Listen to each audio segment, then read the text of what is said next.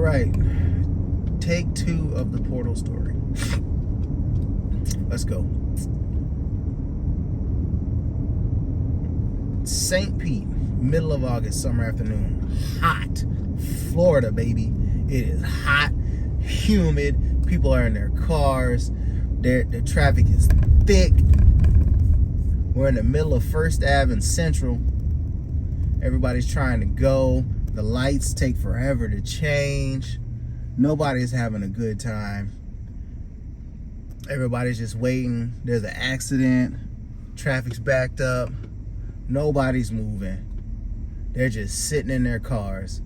Maybe 100, 150 people, all in this one spot, waiting, looking bored, just devastated with life at the moment. Then all of a sudden, on a clear sky day, they hear a bunch of crackling, almost like thunder.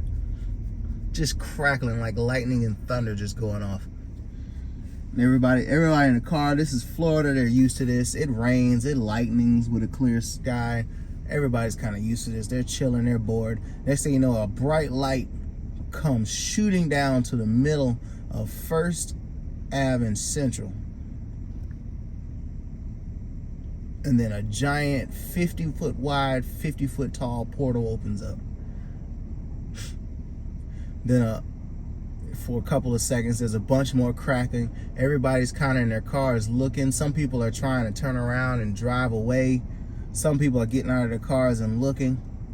They're staring at this portal to see what's happening. Everybody recognizes that it's a portal. Everybody's seen a sci-fi movie. Next thing they know, a bronze-skinned man with white woolly hair walks out, dragging behind him a sword that looks like something out of Tron. This sword. It is as futuristic as it could possibly be. He drags the sword up and he starts using it kind of like a cane. He walks maybe 10 feet in front of the portal. The portal disappears. He looks around. He falls on the ground.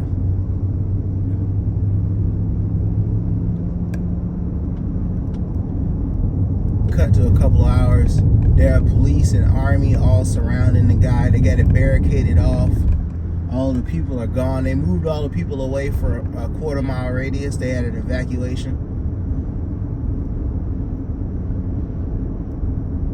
Army's all pointing guns at him. He kind of gets up off of the ground. They're screaming at him to stay down. He looks around. He starts talking in some language nobody recognizes.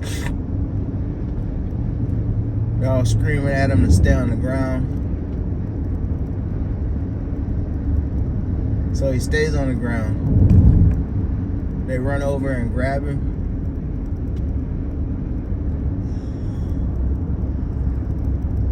Excuse me. They run over, they grab him up, they put him in handcuffs, they put him in the back of a vehicle, and they ship him off. They take him to the nearest army base. Now he's kind of frail and sickly.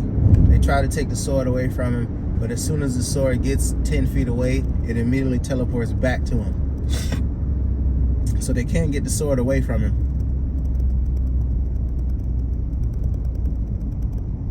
So now they got him in his bed, him, the sword. He's handcuffed to an army guy. They got a nurse in there trying to get an IV in him because he looks dehydrated and sickly. He looks like a young man but old at the same time. The nurse is trying to get an IV in him, but his skin keeps sparking every time the IV stabs him. Every time she stabs him with the IV needle, his skin just keeps sparking, so she can't get an IV in him. She looks at the military people in the room and goes, "This just isn't gonna work. It's like we can't do anything for him." The guy that's handcuffed to him is tripping balls. But he doesn't show it. In his mind, he is tripping out. He's like, why am I handcuffed to this guy? Somebody else do this. There's like 4 or 5 other army guys in there. He kind of wakes up and starts moving his head. Everybody points their guns at him.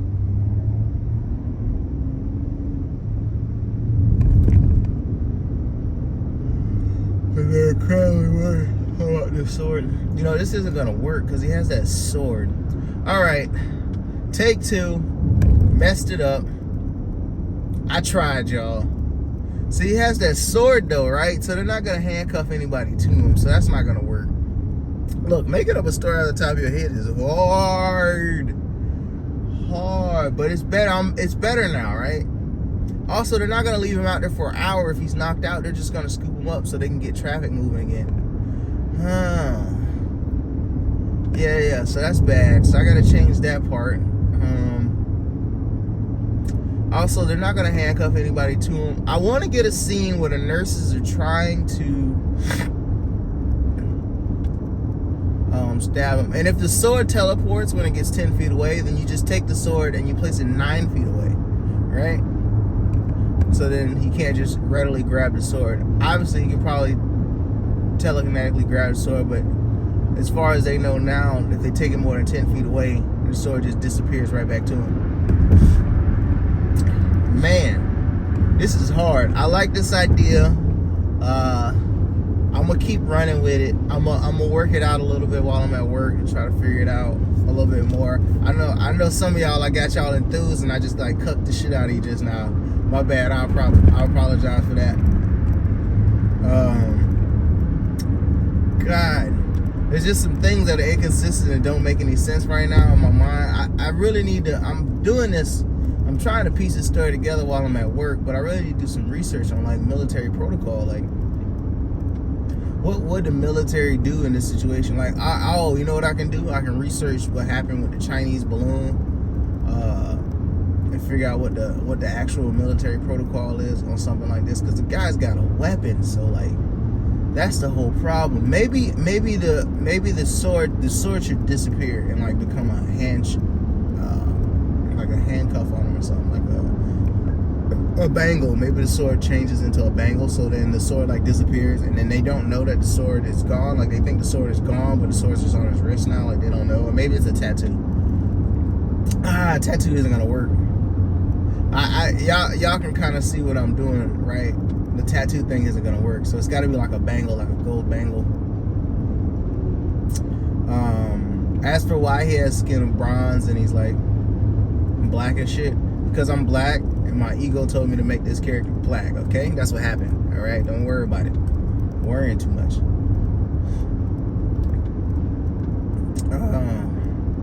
I don't know. I'm gonna figure it out. We're gonna get past this, guys. Okay, just work with me. All right. I'm just starting to do these. I'm making up a new story like every day. Okay, work with me. All right. Just know that this is the beginning. You know, you can subscribe right now and be like, man, I've been here since this nigga used to be trash. He used to be trash at making up these stories, man. I've been here since he was trash. Y'all don't even know nothing about it. These stories used to be poo-poo. You feel me? But we're going to get it together, man. I'm going to have like 365 of these Jones for y'all, man. It's going to be what's up. I got it, though. Just work with me. You know what I mean? Hit the like button if you don't want to subscribe. Hit the dislike button if you just don't fuck with me. I mean, it is what it is. You know what I mean? Subscribe if you think that I'm going to improve and maybe I might make some good stories. Otherwise, man, this is the morning run. I'm out. I'm going to have a different story. It's not going to be the Portal story when I come back for the afternoon story. It's going to be a different story. It's not going to be the Portal one. I got to work that one out. I'm going to try that one every morning until I get something that's gold. In the afternoon, I'm going to come up with a different story. Check out the Worm story. The bloopers from the first time I tried the Portal story is up on the channel too. Yeah, check that out. I mess with y'all. How you say my channel name is Zerxum, Z-I-R-X-O-M, Zerxum. My real name is Enrico, if y'all folks with that. Otherwise, you know, I'm out, man. I don't wanna waste too much more of your time. We already at 9 minutes now. I'll holler at y'all.